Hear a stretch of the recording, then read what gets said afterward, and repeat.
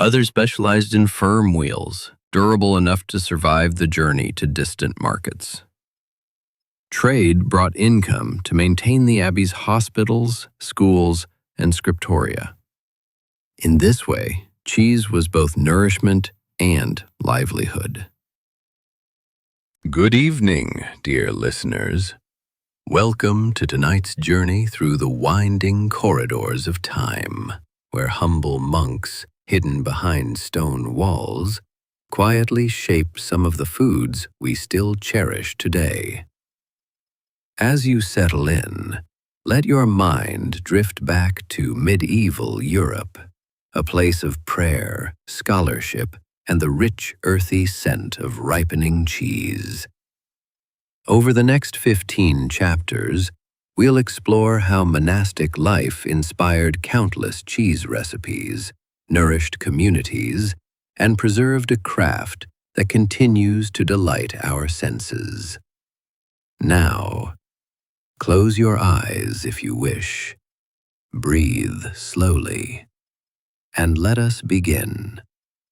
Why medieval monks invented so many cheese recipes. If you had wandered into the kitchens of that Benedictine abbey, you might have found the atmosphere surprisingly serene. Despite the physical demands, the monks approached their work as an extension of prayer, an act of gratitude for the land and its abundance. Each wheel of cheese was, in its way, a testament to their discipline, curiosity, and faith. In the centuries to come, the techniques they perfected would spread across Europe, carried by pilgrims and merchants, adapted to new climates and herds. But in the 9th century, it was simply the daily labor of men who believed that every task, no matter how humble, could bring them closer to the divine. And so, in the quiet glow of morning fires, the first seeds of Europe's great cheese tradition took root, shaped by devotion, necessity, and the patient hands of monks who never imagined how far their recipes would travel. Long before any wheels of cheese emerged from monastery cellars, the monks had to learn how to create the conditions for transformation. In the beginning, this knowledge was passed orally, secrets whispered between brothers as they stirred milk in the pre-dawn chill. But soon these lessons were committed to parchment, and in those pages, the first references to rennet appeared, that curious substance capable of turning liquid into curd. Rennet was a mystery to many lay people. Some thought it was magic, or that the monks possessed secret blessings. In truth, it was the dried stomach lining of young calves, cleaned and carefully prepared. When added to warm milk, the enzymes began their unseen work, coaxing the proteins to gather and solidify. To a medieval monk, this transformation mirrored a spiritual truth, that hidden forces, invisible to the eye, could reshape humble materials into something more enduring. The rule of Saint Benedict insisted that no monk should be idle. Each brother was assigned a labor suited to his strength and temperament.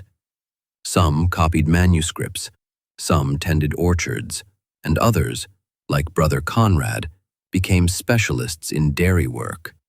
Brother Conrad's hands were broad and capable, scarred by years of lifting heavy wheels from brine tubs.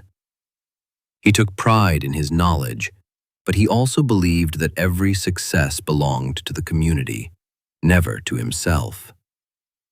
In the monastery library, a scribe named Brother Anselm began to compile a collection of recipes and observations about cheesemaking. His Latin was precise, his handwriting neat. He described the ideal temperature of milk, the timing of each step, the various rinds and textures that different techniques produced. These notes, preserved over generations, became the foundation of the abbey's reputation. Smell and touch. the senses honed over years of careful observation. Some historians believe that this monastic devotion to aging techniques laid the groundwork for modern affinage, the art of maturing cheese. The monks knew that time was an ingredient as vital as milk or salt.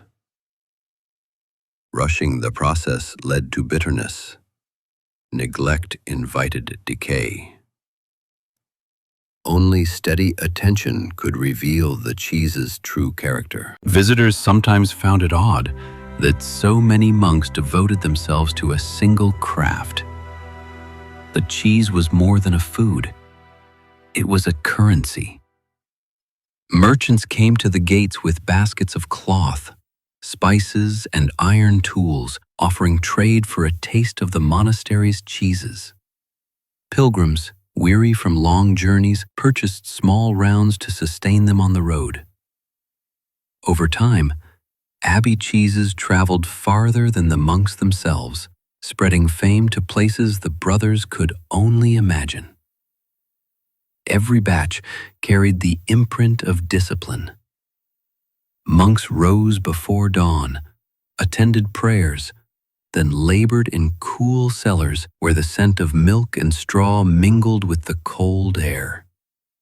Even the youngest novices were expected to learn the basics: how to measure salt, how to test the curd, how to recognize the moment when the whey should be drained. Mistakes were forgiven, but never ignored. A failed wheel was a lesson. A perfect wheel was a quiet triumph. And so the rule and the rennet worked together. The rule dictated the rhythms of life, the hours of prayer and labor. The rennet, hidden in its jar, waited to perform its small miracle. Each depended on the other. Without discipline, there could be no consistency. Without the rennet's power, no amount of effort could bring the milk to curd. In this delicate balance, the monks discovered a profound satisfaction. They were not seeking glory, they were seeking understanding of their craft, of themselves, of the world God had made. In their kitchens, they found all three. Chapter 3: The Cellars of Patience. Beneath the abbey's stone floors lay a labyrinth of cellars. Some stored barrels of ale, others held salted fish or dried beans, but the most carefully guarded chambers were reserved for cheese. Here, in the cool darkness, wheels rested on wooden boards, aging in silence. Each variety had its own corner. Soft, white-rinded cheeses occupied the dampest alcoves. Hard wheels, destined to mature for a year or more, lined the driest walls. A novice entering the cellar for the first time often gasped at the sheer number of shapes and sizes. But to Brother Conrad, every wheel was familiar. He could name their batches, recall their recipes, and predict when each would be ready. Aging required patience. Every week, the cheeses were turned and brushed. If the rind began to crack, it was rubbed with brine. If mold spread too quickly, it was trimmed away. These tasks were performed with steady hands, guided by experience. No clock told the monks when the cheese was finished. They relied on sight. Occasionally, visitors were permitted to see the cellars. Merchants and pilgrims alike were struck by the sight. Row upon row of resting wheels, each holding a promise. They whispered that the monks were alchemists, able to turn milk into gold, but the brothers never claimed any such power. They simply understood that nature's gifts, guided by patient care, could achieve wonders. For many monks, the cellars became a place of contemplation. As they moved among the shelves, They reflected on the parallels between spiritual life and cheesemaking. Both required humility, discipline, and faith in unseen progress. A novice who learned to care for cheese often found himself growing in other virtues as well. And so, in the cool darkness, the abbey's reputation continued to ripen. Each wheel that left the cellar carried a memory of this quiet labor and the patient hands that shaped it. Chapter 4: Markets Beyond the Walls. Though the monks lived behind high stone walls, their cheeses did not. Every fortnight, Brother Conrad and 2 novices loaded a wooden cart with wheels wrapped in clean linen. Just after Lauds, they passed through the gatehouse, waved on by the porter, and set out along the rutted road to the nearest market town. The abbey's cheeses were known in the surrounding villages.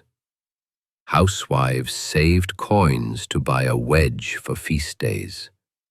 Merchants stocked them for travelers. Even the lord of the nearby manor occasionally sent a steward to purchase a dozen wheels for his kitchens. To the monks, these transactions were not merely commerce, they were part of the monastery's mission. The profits maintained their alms for the poor, repairs to the cloisters, and the scriptorium where young novices learned to read. In the market square, the monks arranged their cheeses on a long trestle table. Soft rounds gleamed under the morning sun. Firmer wheels, brushed and stamped, exuded a more restrained aroma. Customers gathered, curious and appreciative. Some marveled at the consistency, the familiar taste, unchanged season after season. Others admired the variety. No 2 cheeses were ever entirely alike, because the monks adapted their methods to the year's weather, the pasture's grass, and the herd's health. Brother Conrad did not haggle. The prices were modest and fixed.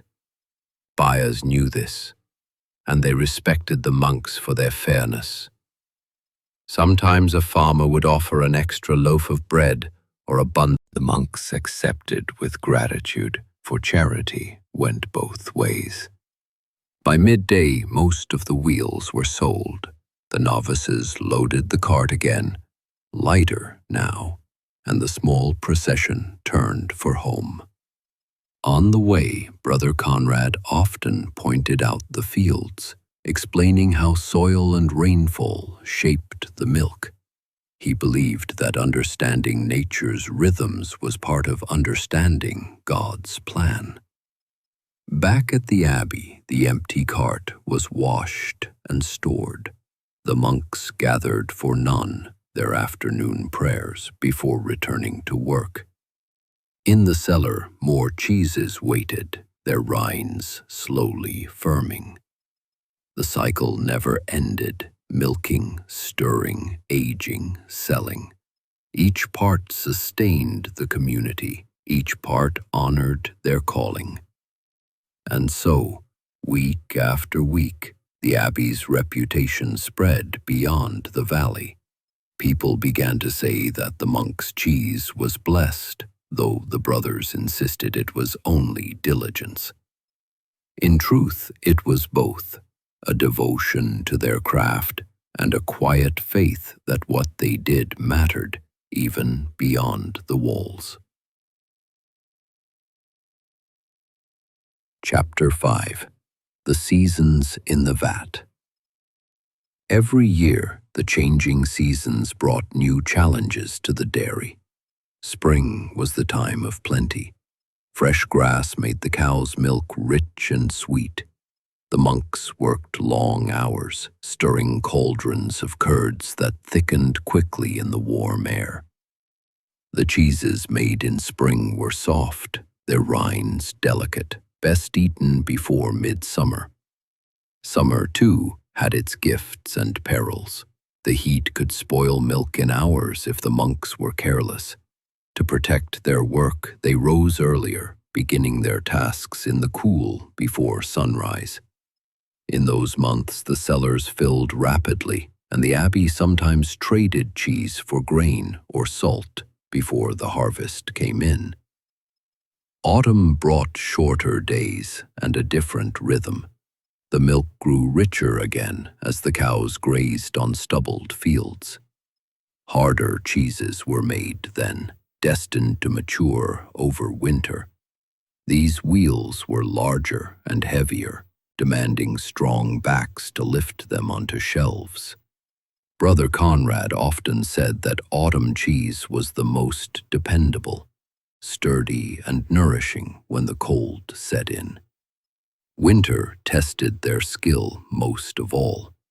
The cow's milk diminished, the air turned sharp, slowing fermentation. The fires needed constant tending to keep the milk at the right warmth.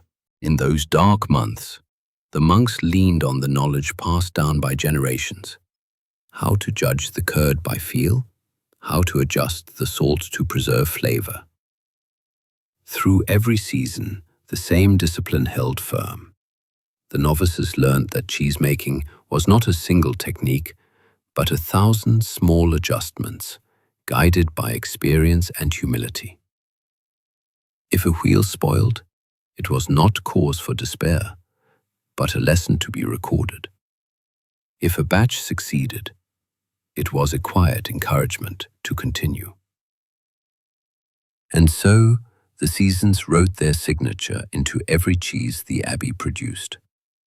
A wheel made in April tasted of clover and new grass. One made in November carried the deep, mellow richness of late harvest. The monks knew each by scent and texture. They took comfort in this yearly cycle. It reminded them that change was not to be feared, but embraced. For in the quiet of the dairy, they saw that all things, milk, seasons, even the lives of men, were always transforming, guided by forces larger than themselves. Chapter 6. The Visitors and Their Questions. Word of the monastery's cheeses reached beyond the nearest towns. One summer, a delegation from a distant abbey arrived, eager to learn. These visitors wore the same simple habits, but their dialect was strange to the brothers. Still, the language of cheese required few words. Brother Conrad welcomed them into the dairy. He showed them how the milk was warmed, how the rennet was prepared, how the curds were cut with slow, measured strokes. The visitors listened intently, nodding as they examined the tools and peered into the cauldrons. One visitor, a young monk with keen eyes, asked question after question. How did the abbey store rennet in the heat of summer? How long did each wheel remain in brine? Did the monks ever use herbs to flavor the rind? Brother Conrad answered patiently. He knew that every abbey adapted its methods to its own herds and climate. But he was glad to share what he could. When the tour was finished, the visitors expressed their gratitude. They would carry these lessons home, perhaps refining them further, adding new ideas to the old. Brother Conrad reflected that this was how cheesemaking had always spread, not through conquest or decree, but through quiet exchanges, born of curiosity and respect. After the guests departed, the novices resumed their duties with renewed purpose. They saw their work differently, understanding it as part of a wider tradition that connected monasteries across Europe. Each abbey had its own recipes and secrets, but all shared the same devotion to craft. In the scriptorium, Brother Anselm recorded the visit in the chronicle. He wrote that the knowledge they shared was a form of charity, no less important than bread or alms. For wisdom, like cheese, was a gift meant to nourish others. And so, in that summer of visitors, the abbey's legacy grew a little larger, woven into the long story of monastic life, a story that would endure for centuries. Chapter 7: The Secret of the Washed Rind. In the cool depths of the monastery cellar, a quiet experiment was underway. While most wheels were left to dry and harden, a few were tended differently. Every few days, a monk carried a bucket of brine and cloth down the steps, disappearing into the farthest corner where the damp air clung to the stones. There, he washed the rinds of certain cheeses, patiently brushing away mold and applying a thin sheen of salted water. This technique was neither widely known nor universally admired. Some visitors recoiled at the pungent aroma that clung to the washed cheeses. But Brother Conrad believed that such methods held secrets worth discovering. He recalled a tale he had once heard from a traveler, a story of monks in the mountains who bathed their wheels in ale or cider, creating rinds the color of autumn leaves and scents so strong that a single slice could perfume an entire room. In the abbey's own cellars, these experiments began humbly. Only a dozen wheels were selected. The novices were instructed to wash them regularly, to note the changes in texture and smell. At first they were doubtful. The wheels looked strange, sticky to the touch, and darker in hue. Yet as weeks passed, they ripened into something entirely new, soft within, streaked with orange and ivory, their flavors deeper and more complex than any cheese the brothers had yet produced. As autumn deepened, the washed rind cheeses became a symbol of the abbey's quiet innovation, a testament to the monks' willingness to question what they knew and to trust in what they might find. The cellar, once predictable, now felt alive with possibility. And in the evenings, when the brothers gathered to taste the latest batch, they felt a shared pride in their patient craft. Chapter 8: A Winter of Scarcity. Winter arrived earlier than anyone expected that year. By late October, frost silvered the pastures and the herd's milk yield fell sharply. The novices rose each morning to find the pails half as full as before. In the kitchen, the cauldron simmered over low flames, but fewer wheels emerged from the vats. Brother Conrad kept his composure, though he knew how precarious the coming months would be. Cheese was not only food, it was the monastery's surest store of wealth and nourishment. If the herd could not sustain them, they would need to rely on their cellar reserves. The first tasting was held in the refectory, after Vespers. The monks sat in simple order, each receiving a small wedge. They chewed slowly, considering. Brother Conrad watched their faces. Some nodded, intrigued. Others closed their eyes, savoring the unexpected richness. No one spoke until the abbot himself set down his knife and declared that this was a worthy addition to their tradition. Encouraged, the monks devoted more attention to the washed rind cheeses. They adjusted the brine, sometimes adding a little ale from their own brew, or infusing it with herbs. Each experiment was recorded in Brother Anselm's careful script. Soon, the cellar held rows of these wheels, each labeled with the date of its first washing.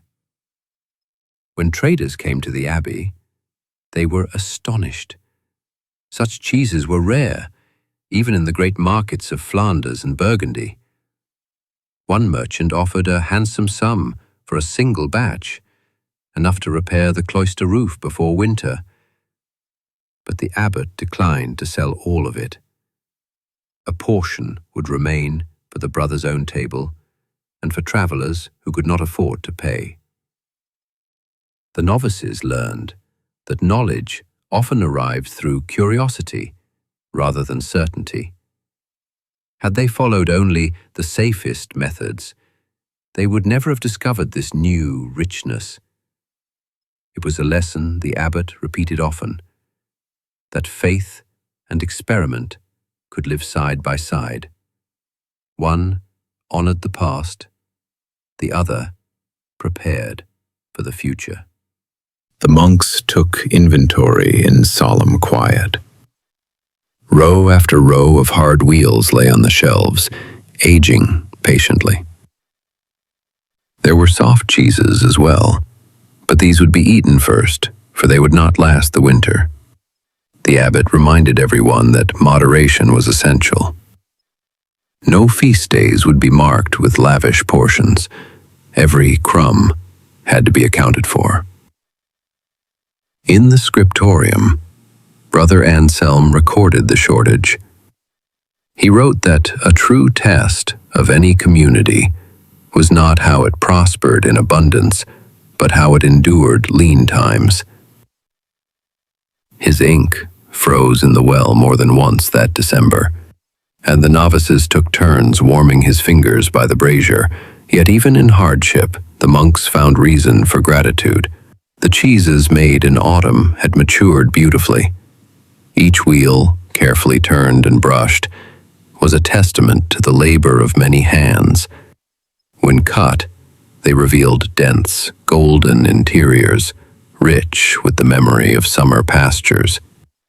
Each evening the monks gathered in the refectory to share their simple meals: a slice of cheese, a heel of bread, a cup of broth. As they ate, they spoke quietly of the year's harvests, the trials their neighbors faced, and the hope that spring would be kinder. No one complained, for they understood that scarcity was woven into the fabric of life, as necessary as any blessing. Occasionally, a pilgrim would arrive at the gatehouse, thin and shivering. Though their own stores were low, the brothers never turned anyone away. A portion of cheese was always set aside for those in need. In this, the abbey remained true to its purpose, to be a haven, however humble, in a world often indifferent to suffering. When the first thaw came, it was greeted with quiet relief. Snow melted from the cloister roofs. The herd began to graze again. Slowly the vats filled with fresh milk and the work resumed its familiar rhythms. That winter, the monks learned that what sustained them was not simply the food they stored, but the discipline and compassion that bound them together. In the cellar, the cheeses waited. In the hearts of the brothers, so did hope. Chapter 9. The Chronicle of Cheese. When spring finally broke, Brother Anselm resolved to gather everything the abbey had learned about cheesemaking into a single manuscript. For years he had kept scattered notes, parchment scraps with recipes, observations and lists of failures and triumphs. Now he began the slow task of ordering them into a book that could endure after he was gone. He titled it simply Liber Cassiorum, the Book of Cheeses. Each page held the fruits of generations, techniques, measures, advice.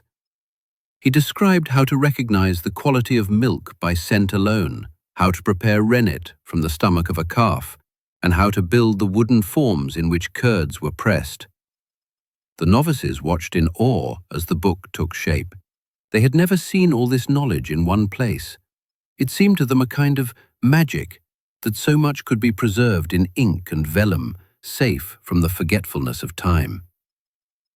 Brother Conrad contributed as well. He offered comments on the chapters about washing rinds, suggested corrections to certain measures, and added a few anecdotes of failed experiments that had taught them the most. The abbot himself reviewed the manuscript, approving its clarity and precision. Merchants and travelers who visited the abbey sometimes glimpsed the work in progress. They marveled that monks, whose lives seemed so removed from commerce, had compiled such practical wisdom. Yet the brothers saw no contradiction.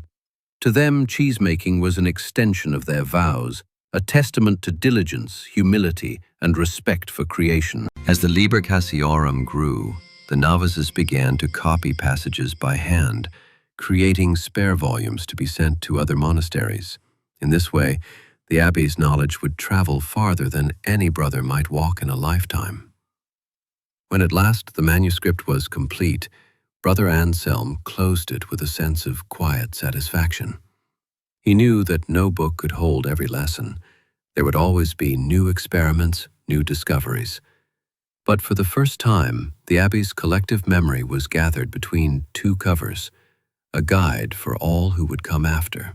And so the Book of Cheeses was placed on a shelf in the scriptorium, next to treatises on medicine and theology. It seemed to the monks an entirely fitting place, for in their eyes to care for milk and curds was not so different from caring for souls. Both required patience, curiosity, and faith that small, unseen labors could transform the world. Chapter 10. Herbs, Flowers, and Experimentation. In the cloister garden, spring had returned like a familiar friend, draping the monastery walls in the soft green of renewal. The orchard trees were just beginning to blossom, and the air carried a fragrance that stirred even the most disciplined monks from their usual silence. It was during one of those quiet mornings, as the mist lifted from the stone paths, that Brother Toma noticed the thyme blooming earlier than usual. He leaned close, brushed its tiny petals with reverence, and made a quiet note on a scrap of parchment. In the abbey, herbs were never mere decoration, they were purpose. Brother Toma had tended the herbarium for over 30 years. Beneath his hands, rosemary, sage, lavender, hyssop, and marjoram thrived. His apothecary shelves held jars of dried blossoms and roots, each labeled in precise Latin script. Most were destined for medicinal use: teas for fever, salves for aching joints, infusions for calming the heart. But that year, something different stirred in the air, an idea, not new but ripened by time. Brother Conrad had long believed that cheese, like prayer, could be deepened by intention. He often spoke of how subtle changes, water temperature, milk freshness, curd size, transformed the outcome of every wheel. Watching the herbs sway in the garden one afternoon, he found himself wondering, if monks trusted the land to heal the body, could not the land also shape the soul of a cheese? He brought the thought to the abbot, not as a proposal but as a question. The abbot, a careful man, tilted his head thoughtfully. Herbs in measure, he said, have flavored bread and oil for generations. Why not milk? And so, cautiously, reverently, the monks began to experiment. It began with small batches, a sprig of rosemary steeped in the brine for half an hour, a wheel rubbed gently with crushed sage and sea salt, lavender dusted over a soft rind cheese as it dried on the rack. The changes were subtle, almost imperceptible at first, but Brother Conrad, with his seasoned tongue and steady memory, noticed. The rosemary left a faint, piney finish.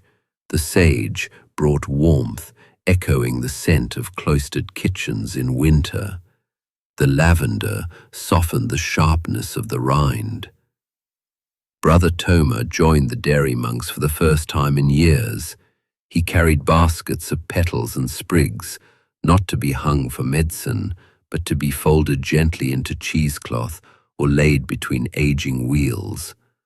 The herbarium, once a quiet room of dried leaves, became a place of consultation and debate. Which part of the plant was most potent, the leaf, the flower, the root? When was the best time to harvest? Could marjoram overpower a young cheese? Should hyssop be used only with hard wheels? As summer advanced, the cheeses began to take on personalities. The monks nicknamed them affectionately the green band for a wheel crusted with thyme and wild garlic, Saint Juliana's bloom for the lavender-aged cheese that ripened with a pale purple tint. A firmer cheese, brushed with rosemary and nettle, was dubbed the cloister guard for its barky, serious character. Word spread quietly. A merchant from Angers, upon tasting one of the herb-aged cheeses during his visit, exclaimed that he had never imagined cheese could taste like a field in prayer. He returned the following season with linen bags and offered to buy all the herbal wheels in stock. The abbot, as always, declined any sale that would strip the brothers' own stores, but the gesture confirmed something they had begun to suspect. Their experiment was no longer mere curiosity, it was a contribution.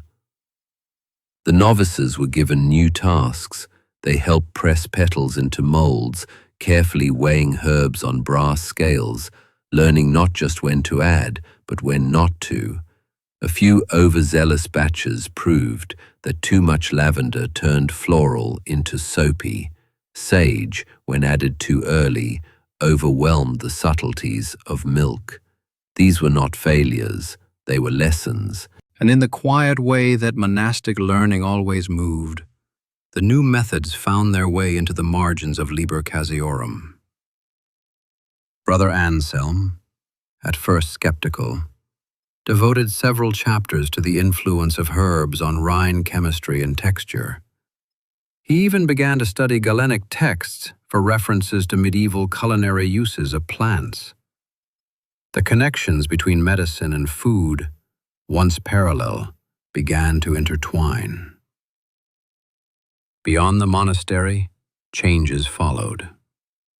Nearby abbeys wrote letters, requesting samples. Some offered to exchange their own records in return, notes on ash aging, on cheese wrapped in bark, even on wheels soaked in fermented apple cider. It became clear that monks across Europe were asking the same questions, seeking not novelty, but refinement. At the year's end, during the final shared meal of the season, a single wheel was placed at the center of the refectory table. It had been aged for 4 months, brushed weekly with brine steeped in rosemary, marjoram, and thyme. The rind glowed golden under candlelight, and its scent was faintly reminiscent of summer hills. Each monk received a thin slice, and silence followed. Not the silence of duty, but of awe. No one applauded. No one declared it a miracle. But in that moment, surrounded by stone and shadow, they understood something had shifted. Cheese, the simplest of foods, had grown again in meaning. Not just sustenance, not only trade, but a reflection of their world, shaped by time, touched by land, guided by care. Brother Conrad smiled. Perhaps, he said quietly, God hid more in milk than we first imagined. And so, herbs joined the abbey's story, not as ornament, not as indulgence, but as voice. A whisper from the garden carried into the wheel into the hands of monks who listened. Chapter 11. The Pilgrim with the Broken Boot. The morning the pilgrim arrived, the sky had not yet decided whether to clear or to rain. A cold wind sifted through the orchard and carried the faint scent of straw and rosemary from the cheese cellars. The porter was accustomed to strangers at the gate, merchants with their mules, farmers carrying letters, the occasional monk from another priory seeking shelter. But this man was different. His robe, once dyed a pilgrim's deep blue, was now the color of old parchment, bleached by sun and worn thin at the elbows. A strip of wool was tied around his left boot, which had split at the sole so badly that he walked with an uneven gait. Yet his eyes, gray as the sea, were bright with purpose. As he leaned against the low wall and waited to be noticed, the porter offered a clay cup of water and the blessing of the day. The pilgrim drank slowly, pressing his cracked lips together as if memorizing the taste. He spoke in a voice made hoarse by distance. I have come from Rouen, and I go to Compostela. But all along the way I have heard of this place. He paused to glance over the stone buildings, the dovecote, the quiet rows of vegetables. They say your cheese sustains more than the body. Brother Conrad, summoned from the dairy, met the man near the gate. He had a kind face, made kind not by softness, but by practice. Practice in rising before dawn, in steady labor, in listening without impatience. He asked the pilgrim's name. I am called Etienne, the man replied, though it matters little on the road. They brought Etienne into the infirmary, where Brother Thomas examined the blisters that covered his heels and the raw skin beneath the broken boot. A warm basin of lavender water eased the pilgrim's feet. A novice prepared a poultice of marigold and honey to soothe the wounds. While they worked, Etienne explained that his journey had begun more than a year before, when he sold the small patch of land he had inherited to fund his pilgrimage. He carried little but his staff, a leather pouch of letters of introduction, and a faith that had survived many disappointments. It was this faith that fascinated Brother Conrad. Here was a man who had walked across provinces, crossing rivers swollen with thaw, passing through forests where robbers waited, enduring hunger that gnawed more cruelly than any blizzard. Yet he did not complain. He did not boast. He spoke as if each hardship had been a kind of teacher, stripping away illusions to leave only what mattered. By midday, Etienne was strong enough to sit upright. The brothers laid before him a meal, a heel of coarse bread, a bowl of thin onion broth, and 2 slices of cheese. One, a hard wheel, aged since autumn. The other, a soft, herbed round, just removed from the cellar. Etienne ate slowly. The hard cheese he chewed with care, as if it required remembrance as much as hunger. The soft cheese he held on his tongue, eyes half closed, until he swallowed. Then he looked up. I have eaten in castles and stables, he said, but never have I tasted such quiet. The novices shifted, uncertain whether the remark was praise or puzzlement, but Brother Conrad understood. He asked Etienne to explain. On the road, the pilgrim began, a meal is often loud. You must eat quickly. There is bargaining, shouting, the clatter of spoons, the fear that the food will run out. But here, I think I taste the hours, the patient waiting, the way someone's hands turn these curds without hurry. Brother Conrad nodded. He explained how the cheese was made, not just the steps, but the intention, how no wheel was ever rushed, how the seasons, the herds, the herbs, all found their voice in the rind.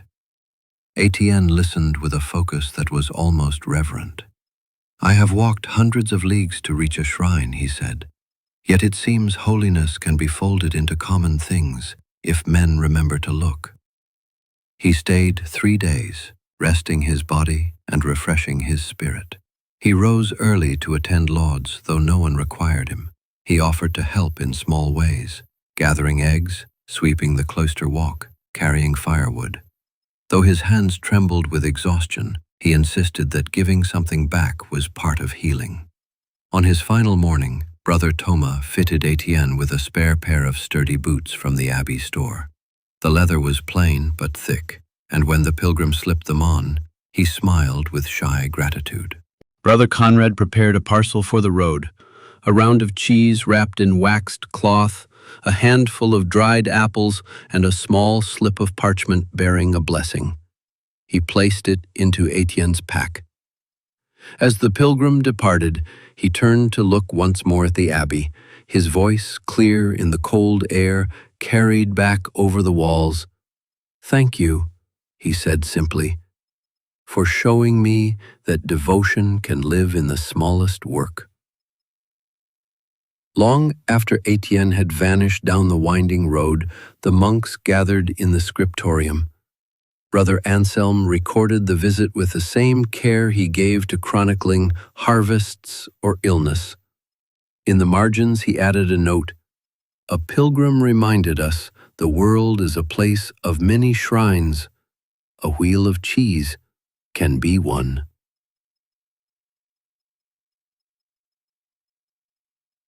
Chapter 12. Fire in the West Wing. The coldest month that year came earlier than the almanac predicted. By late October, the mornings were white with frost, and the orchard branches gleamed like glass in the first light. The monks had grown used to rising before dawn, shrugging into their woolen habits and carrying their breath before them in visible puffs. But no one expected that, in such chill, fire could still find a way to bloom.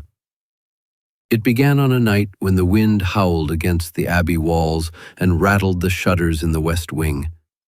A novice up late copying a chapter of Liber Caesiorum thought he smelled something acrid but told himself it was the smoke from the kitchen hearth. When he finally opened the door to the corridor, a column of black fumes billowed toward him, carrying sparks that clung to the lintel and the hem of his robe. He shouted once, then twice, before sprinting down the stairs to ring the bell. Within moments, the community was awake, moving in practiced urgency. Buckets filled at the well, woolen blankets soaked and thrown over flames, prayers whispered as boards cracked in the heat.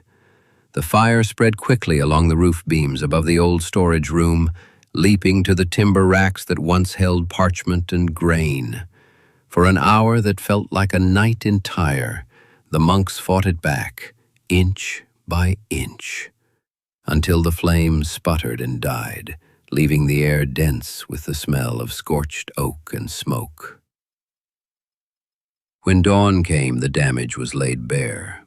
A section of the west wing roof had collapsed inward. 2 of the cellar doors were charred and hung from their hinges.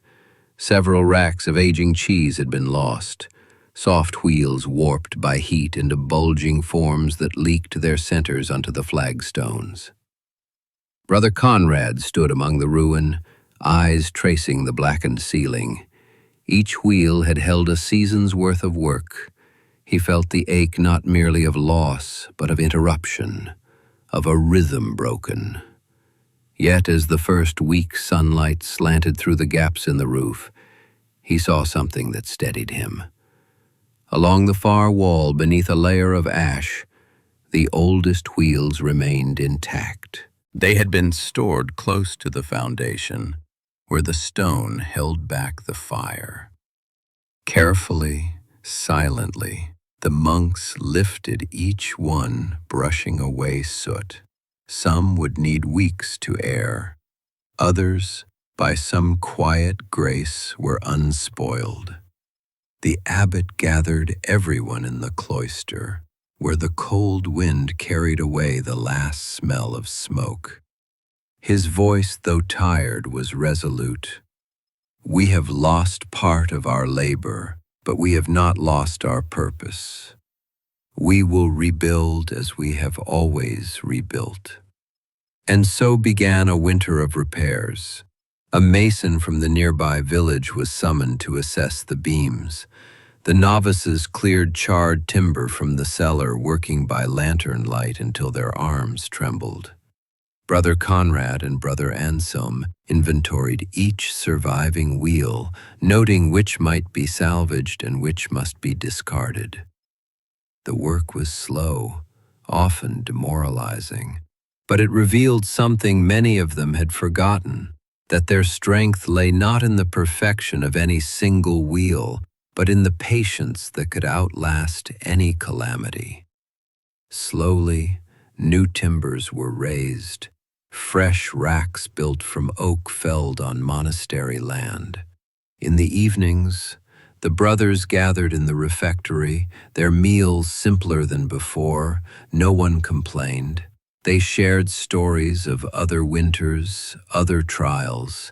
They reminded each other that every harvest is a risk, every stored thing a promise.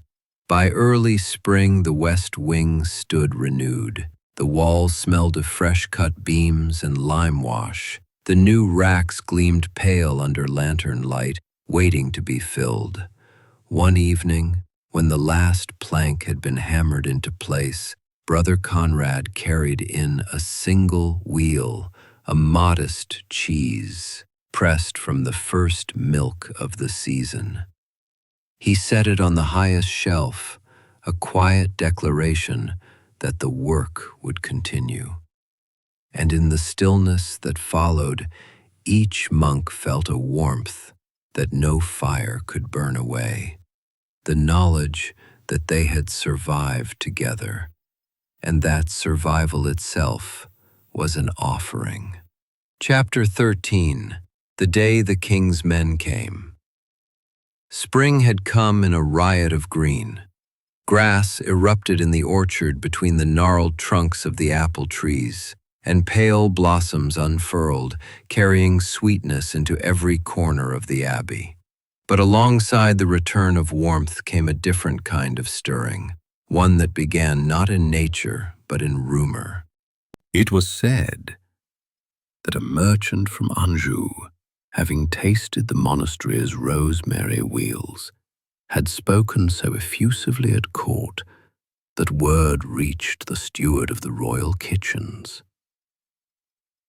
In the weeks that followed, the monks saw travellers loitering near the gates, curious traders eager to glimpse the place that produced cheeses spoken of with near religious awe.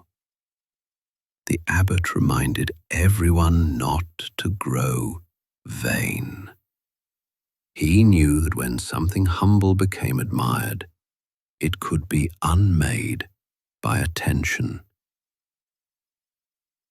One bright morning, as Brother Conrad saw to the year's first cheeses in the cellar, a novice hurried down the steps, holding a folded parchment sealed in green wax.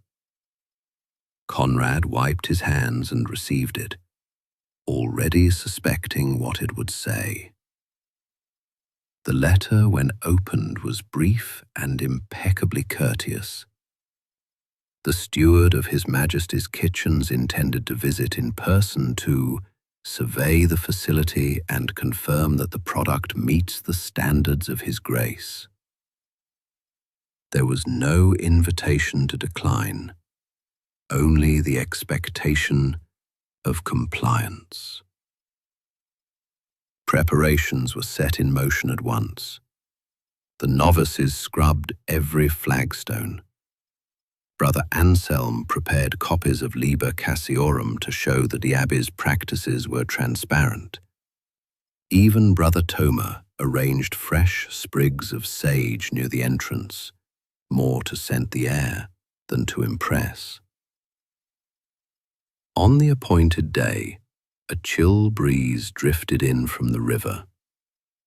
The steward arrived at mid-morning astride a black horse, attended by 3 liveried men and a clerk, who carried an inkwell slung at his hip. His hair was as pale as linen, and his face held the kind of expression that never betrayed approval or disdain. The steward dismounted without help. He inclined his head to the abbot, but did not bow. "I am Sir Everard," he said. "His Majesty expects clarity in all matters." Brother Conrad led him first to the dairy where milk still steamed in the great cauldron.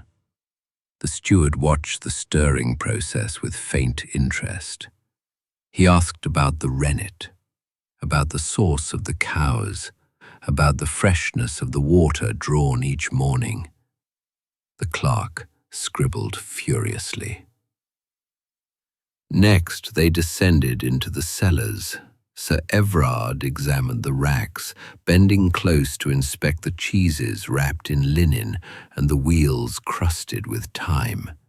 He asked to taste 3 varieties, one young, one aged, and the rosemary wheel that had inspired so much notice.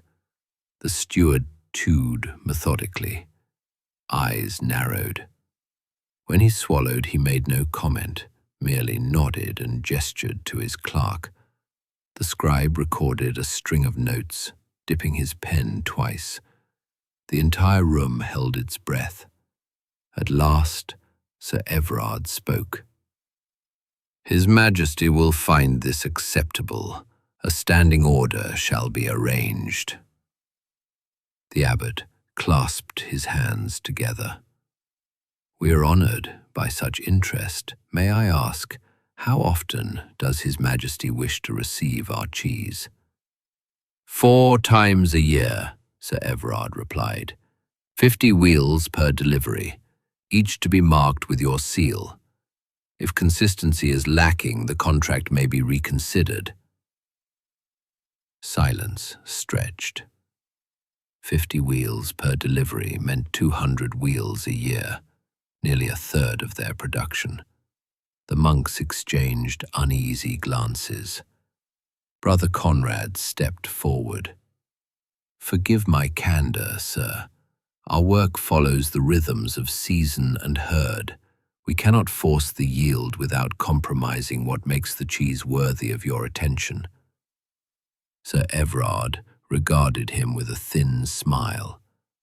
"Then you must decide if you prefer renown or simplicity." He turned to go, but the abbot lifted a hand. "We will confer and reply within a fortnight." After the steward departed, the brothers gathered in the chapter house.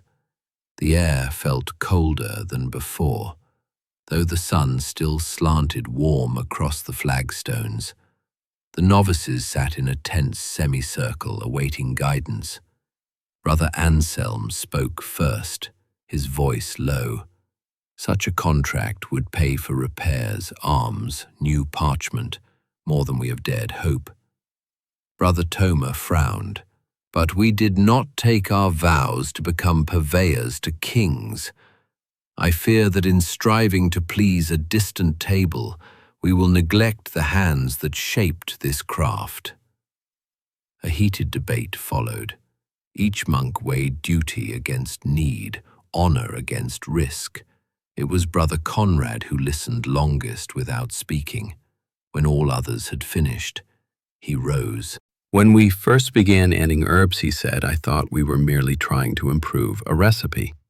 But I learned that each wheel records not only technique, but intention. If we make cheese to honor our land and labor, it will nourish more than hunger. But if we make cheese only to satisfy a patron, no matter how grand, it will become something else, something lesser. Silence settled like dust. At last, the abbot nodded. "We will offer them a modest shipment, no more than we can produce without haste. If that does not satisfy, so be it." A letter was composed that night. It accepted the steward's proposal but limited the order to 30 wheels twice a year, each made as they always had been, slowly, attentively, without compromise. Weeks later, an official reply came. Agreed. No more, no less. The monks returned to their rhythm. In the cellar, Brother Conrad lifted the rosemary wheel the steward had praised. He traced a thumb over its ridged rind, feeling not triumph, but quiet relief. The abbey would not become a factory. Their cheese would remain what it had always been, a testament to patience, not ambition. Chapter 14. The Novice Who Could Not Taste. Among the novices who entered the monastery that year was Luke, a slender boy of 17 with hair the color of ash and eyes that never quite met another's gaze. He came with a letter from a prior in Le Mans, who described him as diligent in study and humble in bearing. No one questioned his suitability for life behind cloister walls. Yet in the dairy, Luke seemed uneasy from the first day. Brother Conrad noticed it when he led the novices through their first lessons. As they gathered around the vat of warm milk, inhaling the sweet, almost grassy scent, Luke hung back, hands clasped tightly at his waist. When it came time to taste the curds, a step every novice was expected to perform, he raised the wooden spoon to his lips, hesitated, and let it fall back into the whey. At first, Conrad thought it was simple timidity. He decided to watch more closely. Over the weeks that followed, he observed Luke's pattern. The boy excelled at cleaning the molds, at recording temperatures, at weighing the salt with meticulous care. But whenever tasting was required, whether to judge salt levels, acidity, or ripeness, Luke made himself scarce. One evening, after the others had retired, Brother Conrad found Luke in the far corner of the cellar, arranging fresh wheels on a shelf. The boy's movements were precise, almost reverent. Conrad approached quietly and waited for Luke to finish.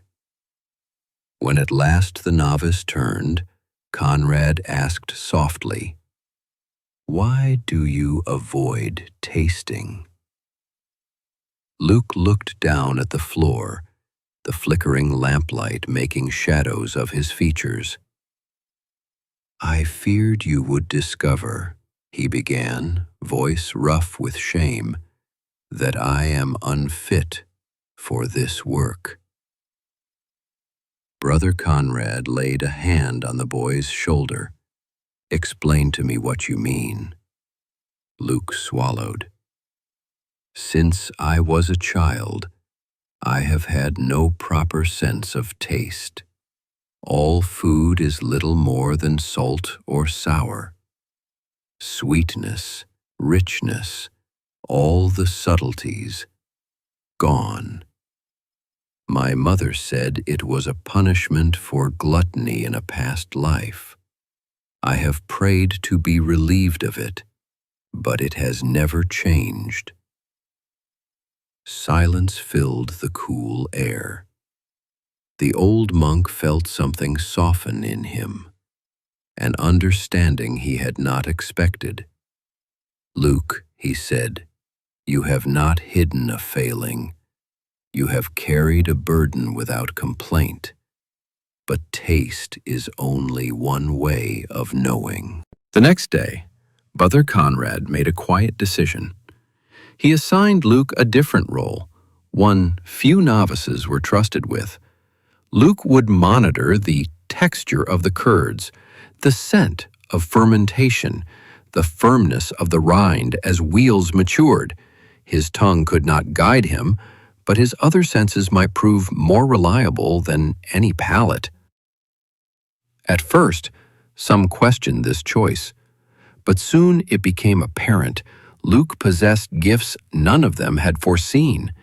He could tell by the sound of curds settling whether the culture was thriving. He learned to judge humidity by the faint shift in the cellar's scent. His fingers discerned firmness in a wheel days before any bloom of mold appeared. One morning, while examining a row of soft rind cheeses, Luke paused. He leaned close to one wheel, sniffed, and said quietly, "This one is beginning to spoil." Brother Conrad tested it himself. The rind appeared intact. The scent was faintly sharper, but only just. Still, Out of respect, he set it aside. 2 days later, a fissure appeared in the cheese's side. A rank odor escaped, proof that Luke's perception was no accident. News of this spread through the abbey. The novices who once pitied Luke's deficiency began to regard him with wonder. Even Brother Anselm, always cautious in praise, recorded in Liber Cassiorum that Brother Luke, though denied the sense of taste, shows an uncommon attunement to the hidden language of milk. Luke himself remained modest. When merchants came to tour the dairy, he stepped back, letting others speak. But when a question arose about maturation or the risks of spoilage, it was often Luke who answered, his quiet voice threaded with certainty. In time, Brother Conrad realized that Luke had taught them all a lesson more profound than any recipe, that patience, attention, and humility were worth more than any talent granted by birth. On the feast of the Annunciation, the abbot called the brothers to the refectory. A special meal was prepared, a soft cheese aged with sage and thyme, slices of honeyed bread and stewed apples. As was tradition, each brother was asked to offer a reflection on the season past. When it was Luke's turn, he stood slowly, eyes still lowered. I believed, he began, that my lack made me unworthy, but I have learned that what I thought a curse has become a way to serve. For every sense I was denied, another was sharpened. And in this I see that grace may arrive in forms we do not expect. When he sat, no one spoke. The abbot simply reached across the table and laid a hand over Luke's.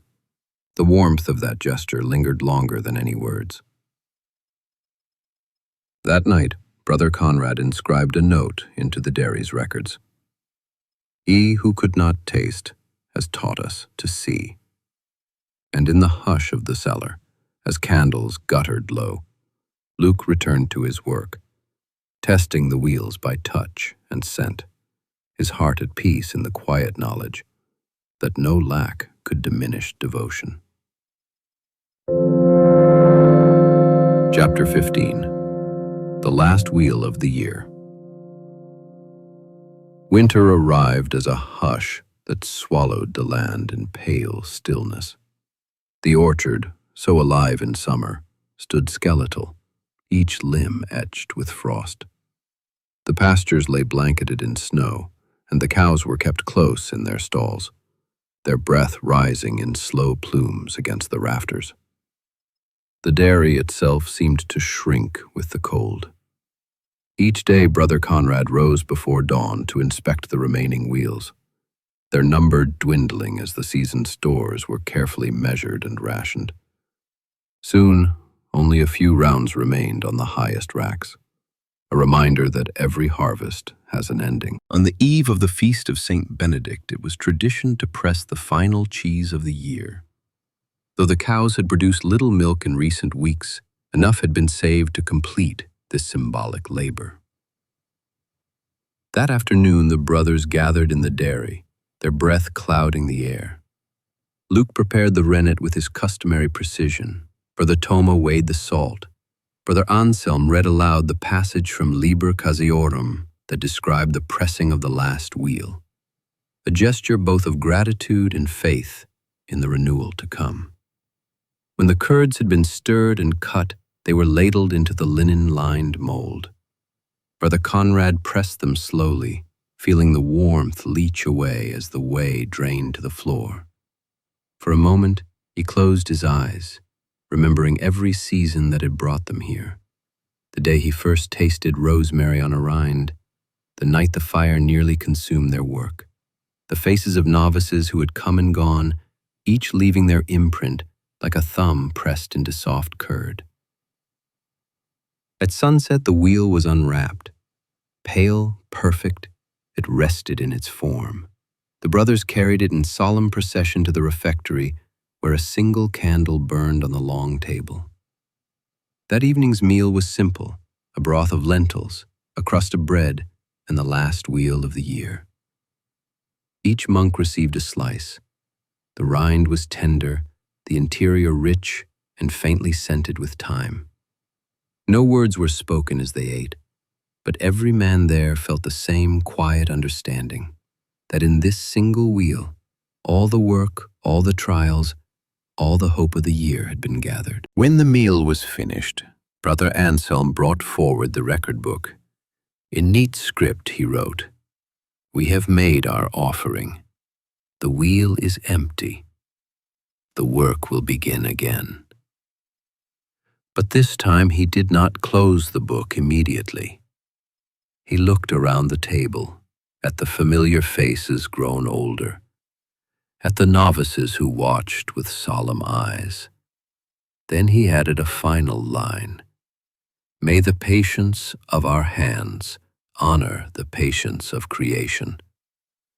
The candle flickered, outside snow fell in silent drifts, and inside the brothers rose, each carrying the peace of knowing that the simplest labor, done with care, could outlast the longest winter. In the centuries that followed, the abbey's cheese found its way into many hands, pilgrims weary from long roads, merchants eager to boast of rare delicacies, nobles who praised the flavor without understanding its origin. Yet the heart of that craft remained unchanged. Each wheel was still shaped by patient hands that knew haste could never ripen curds into something worth remembering. Each rind still carried the fragrance of rosemary, thyme, or the clean air drifting through stone cellars. And every novice who stepped into the dairy learned that devotion is measured not by acclaim, but by the quiet, unseen moments, checking the temperature before dawn, listening to the curds settle, trusting that time will finish what skill begins. Long after the monks who perfected these recipes were gone, their records survived. Lines of careful script, smudged with age, recording failures as faithfully as triumphs. In those pages, and in every wheel pressed with the same calm purpose, their legacy endured.